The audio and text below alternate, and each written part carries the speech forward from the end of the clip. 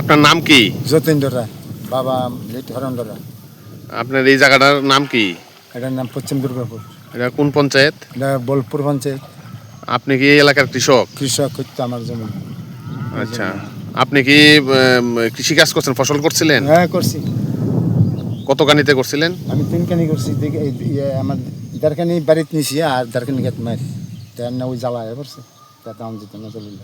এটা কি কারণে হয়েছে এরকম? এটা নালাটার সংস্কার হয় না, জল আটকাই তাহে, এই জলের কারণে এই অবস্থা। দেখেন পুরো মাঠ কি মাঠ, এই অবস্থা। কি কি পরিমাণ ক্ষতি হয়েছে আপনার ফসল? ক্ষতি মানে 4 ভাগের 1 ভাগও বাইট গেছে না, সব জলের তলে। ওই দেখেন এই তো আপনার সামনে আর দাম যেত না। দানা ছিল ডিমেন্দি, কিন্তু দাইলে নাইলে 15 মন দানা নিল, কেউ মাগ না দেয় নিতে শেখায় না। আপনার মতো এমন আরো কতজন কৃষকের এরকম ক্ষতি হয়েছে? আছে 50-60, বেশি 100 ধরেন, 100 জন হইব এই এলাকার। এই সরার কারণে জমি করতে পারে না। এই যে ক্ষতি যে হয়েছে, এই ক্ষতির কারণে সরকার থেকে কোনো ধরনের কোনো সাহায্য পাইছেন? না, আমরা কানে কোনো সাহায্য আইছেও না, কোনো কথা শুনছি না। সরকার বা পঞ্চায়েতের কাছে জানাইছেন না আপনাদের ক্ষতির ব্যাপারে? ও বাবা, এই এলাকার মেম্বার আছে, প্রধান আছে, সবাই দেহে বয়ে বয়ে জল দেহে, তারা জানে না মাছ ধরে। কোনো ধরনের কোনো সাহায্য পাইছেন না? না? না না, আমরা কোনো সাহায্য কোনো দিচ্ছে না, আবাসই দিচ্ছে না। এখন আপনাদের একটু ডিমান্ড কি? ডিমান্ড আর কার কাছে যাবো? ডিমান্ড করতে গেলে তো বিরাট অসুবিধা, কারা জায়গায় ডিমান্ড করতে যাবো? আমরা নীরব মানুষ, নীরব অবস্থায় আছি। আপনাদের আজকে কি কারণে এখানে আসা? আমরা সারা ভারত বিধানসভা ধুবড়ী মহকুমা কমিটির পক্ষ থেকে পশ্চিম ত্রিপুরা ধুবড়ী ব্লকে গোলকপুর গ্রাম পঞ্চায়েতের পশ্চিম দুর্গাপুর এখানে যে বুড়ো দান করেছে, সেই জলে প্লাডে বুড়ো দানগুলি সব বন্যায় ক্ষতিগ্রস্ত হয়েছে, সেই জন্য আসলাম। এখন এসে দেখলাম সেখানে, এবং একজন কৃষকের সঙ্গে কথা হলো সেখানে, এবং খুব ভয়াবহ অবস্থা কৃষকের ক্ষতি। এখানে প্রতি সমস্ত জমি দেখলাম, অনুমান করে এখানে জমি প্রায় 150 কানি জমি হবে, প্রায় 100 পরিবার হবে সেখানে। এখানে যেমন বল্লভপুর পঞ্চায়েত একটা অংশ আছে, আবার দক্ষিণ দিকে আবার সৌমিবাজার পঞ্চায়েত আছে। 2 পঞ্চায়েতে মিলা প্রায় 150 কানি জমি হবে বুড়ো ধান, এবং জলাশয়ে সমস্ত জমি ধানের ক্ষতি হয়েছে সেখানে। বিশেষ করে আমি দেখলাম এখানে ধানগুলিতে জ্বালা হয়ে গেছে, তো রোপণ হয়ে গেছে সেখানে।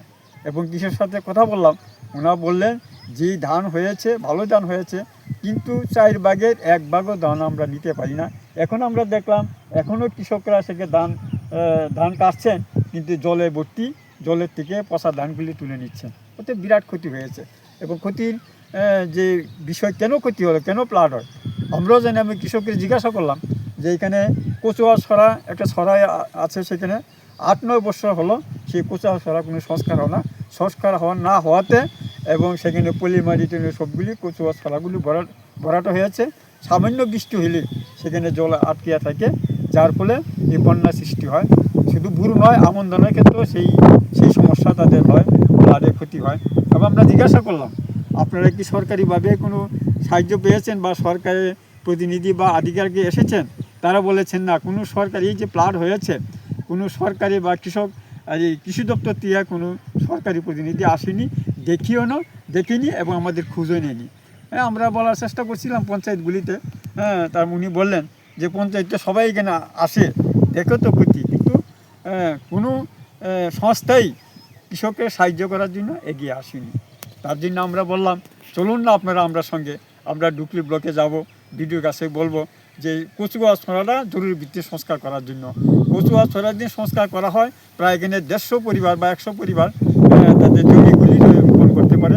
তার জন্য আমরা বলেছি কৃষকরা, আপনারা সবাই চলুন, আমরা ডুকলি ব্লকের কাছে যাব, আমরা প্রতিনিধি হিসেবে ডেপুটেশন দেবো, সেখানে জরুরি ভিত্তিক যাতে ছড়াটা সংস্কার করা হয়। আর যে কৃষক যারা ক্ষতি হয়েছে, এই বছর যারা ক্ষতি হয়েছে, তাদের সরকারিভাবে আর্থিক সাহায্য দেওয়া হয়, সেই দাবিও আমরা করব, সে কথা আমরা বলেছি। আনন্দ আর ভালোবাসার দীপ্তিতে গড়া সমুজ্জ্বল পরমা, ঠিক তোমারই মতো। শ্যাম সুন্দর কোম্পানি জুয়েলার্স, আগরতলা, উদয়পুর, ধর্মনগর, কলকাতা।